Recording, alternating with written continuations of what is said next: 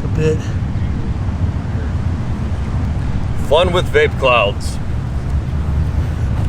I'll just roll this clip at the end afterwards. That's right.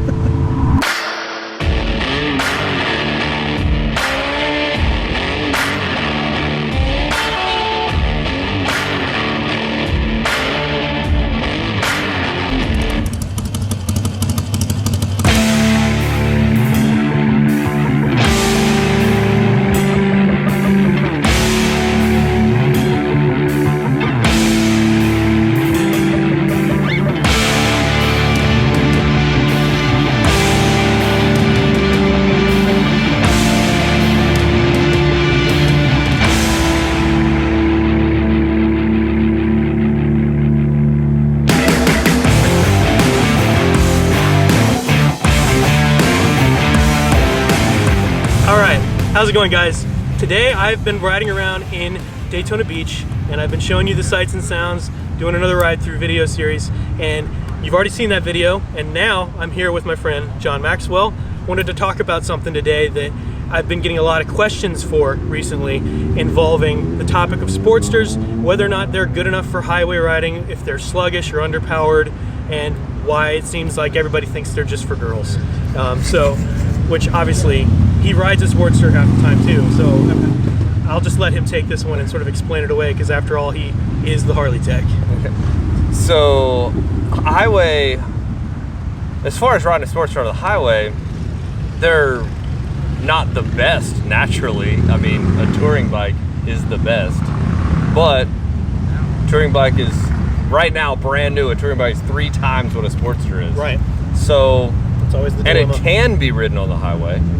There's always a better something anyway. Right. For me, I had an 08 Sportster that for 10 years had 40,000 miles on it, but I had 3 kids while I had that Sportster. So realistically, I put like 20,000 miles on it, and then not a lot of miles, and then a ton of miles in Orlando when I was going to school, and because nothing in Orlando is close to each other at all. Amen. So, I mean, it can be done. You got to want it. I just talked to a guy today that is going to do the Bring It Home ride in October. Okay. From Tampa to Paris, Texas, do the ride. He's on a 1200 Sportster. Did it last year too. Yeah, exactly. It's no reason you can't ride a Sportster. I had a question in one of my videos asking if it can maintain 75 miles per hour on the highway. Well, because he thought it just like because there's so many power. people because there's so many people who push the narrative of you need the big V twin, as if Sportsters and like scooters are like in the same class of power. It's just ridiculous. Yeah. Now there is something to be said. Sportsters can be had for really cheap that are 20, 25 years old right now, and I get a lot of what someone expects to be normal is not normal, but it is normal for their bike where something's wrong. You know what I mean? Right. So I think the Sportsters are for girls. I mean, that's just any bike is for a girl. That's like Harley any bike hate. Is for a guy. Yeah, I don't know. I've never really understood that one. Yeah. I don't know. I think it's how people justify spending $30,000 on a motorcycle. That's a good point. Yeah. That is. They feel like I've got to compensate for something here. So if I spend 30 grand on a bike, I'm going to be pissed off at the guy that has the $8,000 bike and sounds basically the same. Which I don't care about any of it. I think outside of Harley, all the other brands are way more forgiving of other brands. Yeah. Harley, hopefully this is going to change in the future, but Harley, for the most part, their riders hate on other brands, hate on Sportsters within their brand, and for no real good reason. Yeah. Like, I'm just joking about trying to justify 30K. I don't know, it's just the way it is. Yeah, for whatever reason, it's part of that culture, I think, of some of those guys that came out of World War II, and, you know, they had that brouhaha mentality for a long time, and it was synonymous with the brand, and it's, in some aspects, that's a good thing, but nowadays, you know, Harleys can be for everybody. Any model can be for anybody. And if we all are on the Harley team and wanting Harley to stay in business and be a good company, then don't talk down any bike that anybody chooses to ride, right? Yeah, like, I'm with that. I mean, I just like people on two wheels. It doesn't really matter. Right. Like, each person finds what they enjoy. Right. But you got to get them to two wheels first. And if you hate on everybody for certain things, then no one wants to be part of the community. Right, exactly. I mean, even I always talk in my videos about scooters, like people on scooters starting out, especially in Florida because they're so popular here. You know, it's a great way to just learn how to ride on two wheels. And a lot of times you can start out on one that's not even requiring a motorcycle endorsement. Yeah. And you can learn, and that always plants the bug. Like, you know, don't talk someone down because they're on a smaller bike or a scooter or something, because they're going to eventually grow out of it and want something more. And, for sure. You know, I mean, a lot of countries you can't go straight big twin. Right. You have to start 125 and then you get that license and then you progress and you can get bigger engines. There's countries that don't have Harley big twins because they're too big. They're not even allowed in the country. That makes sense. Yeah. There's a Sportster police model. You know that? Really? Yeah, 883, not even 1200. Really? Yeah, for that reason. Because it would still be the biggest motorcycle in that country. Wow. I don't know if it's a current model, but still. Like within the last few years, they make an 883 police Sportster. Wow. So to answer that question of whether or not it can maintain 75 miles an hour, if you're chasing down suspects in a police chase, I'm pretty sure it can. That's definitely debunked. Okay, so hopefully we did a good job of debunking that, and, you know, hearing it from him, hearing it from me, hearing it from many people in the comments. Sportsters are fine. If you're on the fence about getting one, you should definitely go try one out and test ride it, because you're going to see right off the bat that all of the myths about them being underpowered are just false. You're going to love it. You're going to have no problem with it. But from this point on in the video, I wanted to turn the focus more so towards motovlogging and the process that is sort of behind that, and who better than to talk to than someone who does it a lot than this guy. So I've got a couple questions for him. When did you start riding? When I start riding? Riding in general. Well, I rode a dirt bike as a kid for like a summer. Okay. And then I was probably 12. And then I got my Sportster was my first motorcycle. Matter of fact, back then they were running the same deal they're currently running right now. Buy a Sportster, trade it in on a different model at the dealership, get exactly what you paid for it. So right now he's talking about if you're on the fence about getting one, you don't even need to be on the fence. Go get it, and if you don't like it in 6 months, trade it in on a bigger bike once you're more comfortable, whatever. That's what was offered to me at the time, and I did not actually want to trade in on a bigger bike. I kept it for Harleys. I let that deal go, you know, out of time frame and kept it for 9 more years. So but yeah, so that Sportster was my first one. Started in 08, so it's been. And you bought it in 11 08, years. brand new, you said? Okay, all right. So there bartender you go. life. Right. But there you go, it's a perfect example. He wanted to keep it. So, I mean, that goes to show the bike left an impression. So it definitely is a good bike. Second question, who and or what inspired you to start motovlogging? True, the motovlogging part of it. Probably, or just using a camera to tell stories about motorcycles in any way. I don't know. I don't know who inspired me, because do you remember the flip camera? Yeah. That like went under, like basement startup company? I got one for Christmas one year with my first kid. So I started like really wanting to document stuff. And that was also when the Shaytards were huge on YouTube, like the biggest daily vloggers ever that, I don't know, they fell off the face of the planet. Right. So I've never even told anybody this part. I kind of forgot about it, to be honest with you, because that would technically be when I first tried like Windows Media Maker. And I mean, they're horrible, like bad, you know. You still have them somewhere? I think. Oh my God, maybe. that would be gold. Yeah, you won't see them, but I mean, I probably have them. But anyway, and then, you know, flip camera went under, like there are no accessories, the picture's mediocre, and as cameras progress and people make legitimately good videos. Their cinematography, like people actually put time in now, where back then you really just walked around the camera and you're like, why am I even watching this? So it was really easy to like, everybody's videos suck, really. Right. But as time progressed and I was like, okay, I kind of started learning how to tell a story. I still don't do a really good job of it, or my stories are really easy to tell because it's like a how-to or a install. You have your voice. Yeah. You have your voice. And that's what matters for anybody who's making a video. It's not a story as in, you know, First act, beginning, second act. middle, close it out. Like, my beginning is, hi, I'm John Maxwell. My middle is like, you know, and then the end is give it a big dirty thumbs up. Right. That's my story. And that's all it needs to be. Yeah. I think it's bogus that some of the people online say that you have to have that perfect first act, second act, third act in all your videos to make them a story.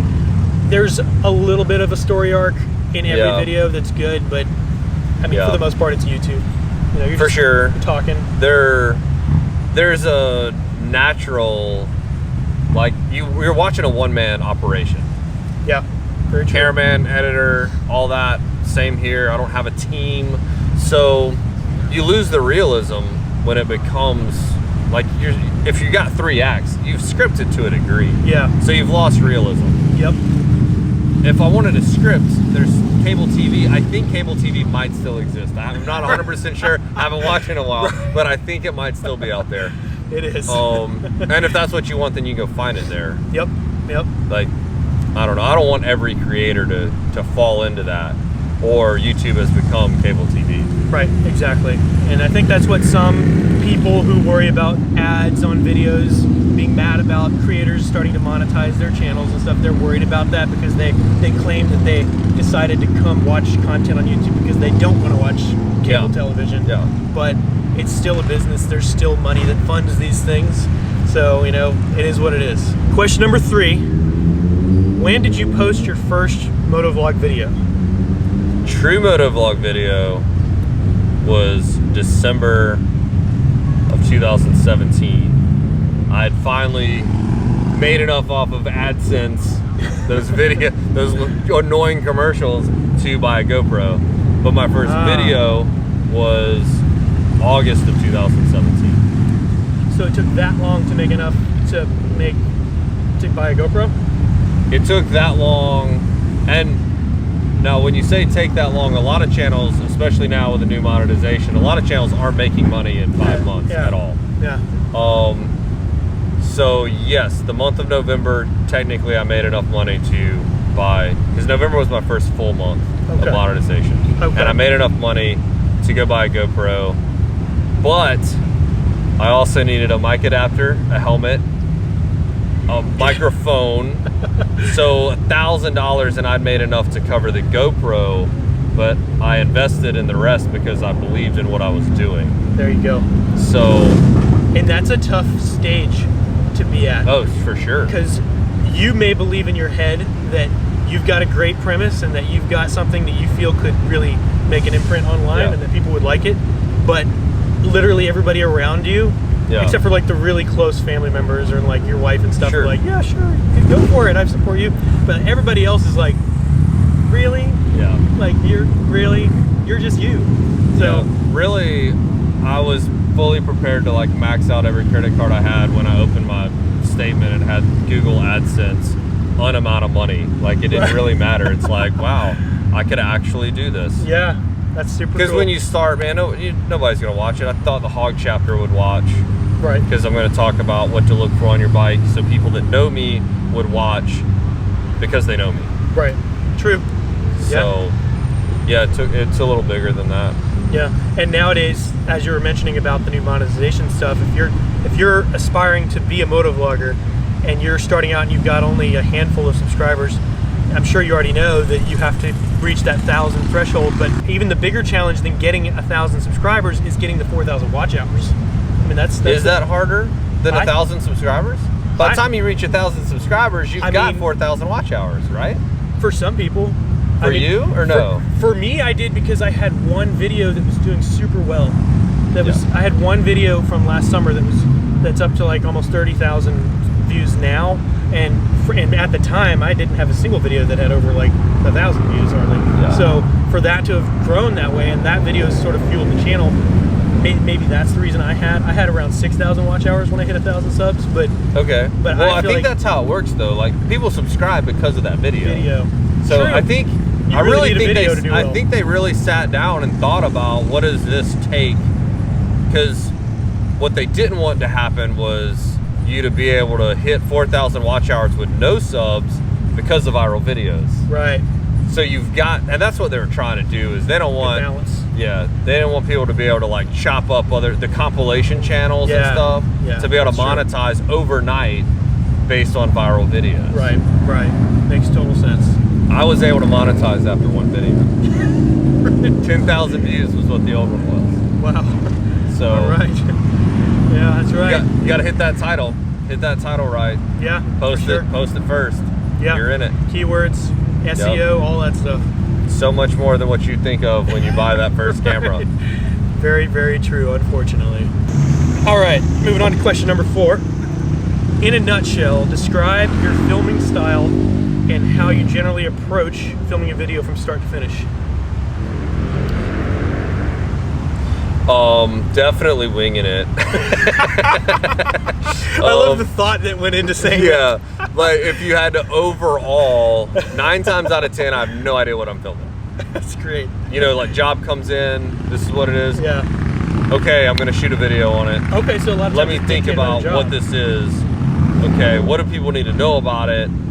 How do I make it not boring? Because you know, I try to entertain with a how-to video, not just just this is information. everything you need to know. Like I've just now started even telling you what tool you need, but I still only tell you if it's like a unique tool, right? An extended bit or something, you know, right? Because man, there's nothing worse than watching somebody install something. They're like, no, you take a 3/16 out, you take a 9/16 wrench, and you tighten this bolt. It's like, and they keep the camera rolling the whole time they're tightening. Oh yeah, yeah. If you're literally trying to walk through step by step to follow something, it's useful. But a lot of times you're not watching those. I like to aid in instructions. That's good. Which is funny because I always throw the instructions away. Every time, always. Oh, that's great. I mean, hey, when I'm putting furniture together, I'm the same way. For IKEA, it's just, who cares about it? They're pictures anyways. Yeah. Well, now, having said that though, I do have some videos that I script to a degree, information that's really important to be out there, and those videos always perform, okay, they don't always perform better. 9 times out of 10, if I put the work in, I get the results. Okay, makes sense. And sometimes I talk about or like in my notes, I'll think about what I want in frame while I'm talking about this object, and sometimes finished product feels staged as hell, and it doesn't come across like I wanted it to. Really? Generally, I don't like to edit the ones that I scripted. Interesting. I like to edit the ones that I have no idea what was going to happen when I hit the record button. But you probably have to. Yeah. That's why I'll cut words off in the middle, because I fumbled my word. It's not even the word I meant to say, but I'm actually working, so I'm thinking about what I'm doing. Sure. So it turns out I said right side meant left side, so cut it. It's in the instructions anyway. You'll get the idea. Amen. Amen, man. That's good. Now, question number 5. At what point did you realize your YouTube channel was having broader success instead of seeming like a small channel? There's probably a few instances, because they come sporadically, you know, like, so somebody's traveling, stop by the dealership because they wanted to meet me, and I'm like, dude, what? That's right. I'm just an idiot with a camera. Like, that's odd. Yeah. That I got fan mail at the dealership. I got without a beer. You even asking for something. I got a case of beer. Wow. From a dude that bought a Sport Glide based on my review of the Sport Glide. He had messaged me, because I started a YouTube channel, Facebook page. I did Instagram later because I really didn't know how to use Instagram. Still don't, to be honest. Stories don't really happen on my channel. Yeah, me neither. So the dude hit me up on Facebook page. I answered a couple questions for him, and he, on his own, looked up the dealership address and mailed it there, and then told me after the fact he had sent me something. And it was a local beer, and it was the greatest thing ever, and it was so good. And everyone in the shop was like, wait, somebody that you don't know bought you beer? Because that's kind They're of all weirded out. it's kind of a normal tip. Like somebody will pick their bike up for service. Here's a 12-pack, whatever. Right. So that was cool. But the biggest, craziest thing ever was coming down to Orlando in June or July, and I ran into my boy Curtis at the Pilot gas station. Okay. And the dude stopped me and was like, "You're John Maxwell." And I was like, whoa, like I'm not even, I'm nowhere near a motorcycle at all. Like, dude just recognized me. That's cool. So it was cool. Yeah, that's definitely cool. And now here you are at Daytona having a fan meetup for 2 hours. I mean, Yep. that's pretty cool, man. It's crazy. Question number 6. What or which other motovloggers and or YouTubers do you generally watch content from regularly? Blockhead for sure. Miss Blockhead just started a channel. She has more than 1,000 subs and hadn't hit 4,000 watch hours. There we go. That's But it's, you know, it's if you don't know, Blockhead and Miss Blockhead are a couple, so now she has her own channel, which is fun because she's learning, and it's a girl. And well, we're talking about who can ride sportsters. Anybody can ride sports. Anybody can wrench on their bike. Yeah. Sometimes it's just a matter of watching someone do it to realize that you can do it too. Very, very true. So that's a good channel. I watch all of hers for sure. I think I might be one coming up, actually. Okay, cool. Bike and Bird for sure. Okay. He's kind of a mix like me. He's not straight motovlog. Right. He's got both, which is fun. That to me is more fun than a straight motovlogger. I completely agree. Honestly, the fact that if you can build up a huge audience and all you own is a GoPro is pretty astounding. I mean, that's a miracle. Yeah. So, but in the motorcycle world, I watch Matt Laidlaw for sure. He does zero actual talking while riding. He'll take ride footage and then voice over it and stuff like that. Yeah. But he has really good content. And he works at a dealership. I'm at a dealership, so our content a lot of times meshes, have the same viewership. Adam Sandoval for sure. Mm-hmm. Shade Tree Surgeon is another fun one that's just, he's learning. He knows a lot too, but he's always pushing himself to do more and learn more. And he's a creative guy. Yeah, he's building up a chopper right now. They don't know what he's doing, and it's awesome. It's like, not only does he not know what he's doing, but he's putting it out there like, hey, don't do this. Yeah. Oops. That's you know, and that's so much stuff is, you know, oh, I can't show people this, you know. Yeah. They'll think I'm an idiot. That dude doesn't care. Right. So it's cool. And there's probably more. I watch, well, only YouTube, really. YouTube and Netflix at my house, so. Okay. That's anytime I can steal YouTube from the kids, I'm going to watch something. Next question. What are your goals with YouTube and motovlogging going forward? Or do you have any? Or is it just a ride you're on? Yeah, I'm kind of on a ride. Like, it already, in the beginning, it was really personal, one-on-one, like helping people answer messages, and that's like out the window. Right. But the idea is just to continue to teach people more about Harley and motorcycling in general. Okay. So as long as that's still happening, then I think all the rest of it will keep going. Yeah. You know? Mission accomplished. Yeah. Cool. I guess I'd like to implement some truck stuff. I just put that out there. I would like to do, and I don't even want to do less motorcycles. I just want more videos. And some of it I don't want to be motorcycles because it is literally all I do. Sure. Like, gotta have a little bit of a balance. Yeah. So, you know, literally your job, your hobby. Yeah, for sure. I did not think that part through when I started the channel. Last question. Would you ever go full-time on YouTube? I don't know, probably not. Probably not. Yeah, mate. If I owned my own shop, then I could probably do it. But then am I a full-time YouTuber or do I own my own shop? That's very true. So I would not full-time like motovlog or work in my garage as a not professional. Okay. I would, if I keep making motorcycle videos, I'm gonna keep being a professional. Makes sense. And to me, that means it proves to anybody who may have ever wondered, you're authentic.